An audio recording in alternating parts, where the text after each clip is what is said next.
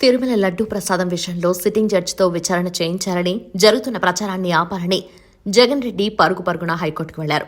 తర్వాత supreme court chief justice కు లేఖ రాస్తారని కూడా చెప్పుకొచ్చారు. ఆయన నోటి వెంటే ఇంకే ఆప్షన్ లేదు, కోర్టులున్నాయని, న్యాయ వ్యవస్థ ఉందన్నట్లుగా చెప్తున్నారు. జగన్ రెడ్డికి న్యాయ వ్యవస్థపై ఎంత నమ్మకం ఉందా అంటే ఆయన అవసరానికి మాత్రమే వస్తుందనుకోవాలి. స్వయంగా వెళ్లి కోర్టుకు పూచీకత్తు సమర్పించడానికి నామోషిగా ఫీల్ అయ్యి పాస్పోర్ట్ కూడా తీసుకుని అసలైన వ్యక్తిత్వం లోపల అలాగే ఉంటుంది. కోర్టుకెళ్లి పూచీకత్తు సమర్పించిన జగన్ రెడ్డి కూతురు పుట్టినరోజు వేడుకల్లో పాల్గొనేందుకు లండన్ పోవాలనుకున్నారు. పాస్పోర్ట్ సమస్య వచ్చింది. ఆయనపై ఉన్న ఓ కేసులో కోర్టుకొచ్చి పూచీకత్తు సమర్పించాలని దిగువ కోర్టు ఆదేశించింది. ఆయన కోర్టుకెళ్లారు. జగన్ రెడ్డి తీరును లాయర్ హైకోర్టు దృష్టికి తీసుకువెళ్లారు. ఆయనకు కోర్టులంటే నామోషి అని, అక్కడికి వెళ్లటం పరువు తక్కువగా భావించి వెళ్లటం లేదన్నారు. అదే నిజమని నిరూపించారు. హైకోర్టు నేరుగా వెళ్లి పూచీకత్తు సమర్పించాలని ఆదేశించింది.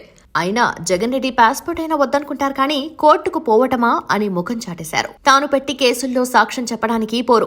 జగన్ రెడ్డి వ్యక్తిత్వం ఎలా ఉంటుందంటే, న్యాయ వ్యవస్థ అయినా తన కాళ్ల వద్దకు రావాలనుకుంటారు.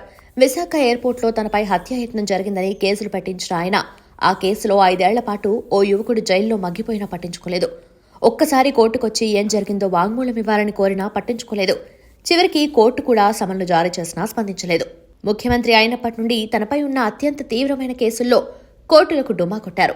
ఓడిపోయి పదవి పోయిన తర్వాత ఆ అహంకారం తగ్గించుకోలేదు. ఇప్పుడు ప్రతి దానికి కోర్టు.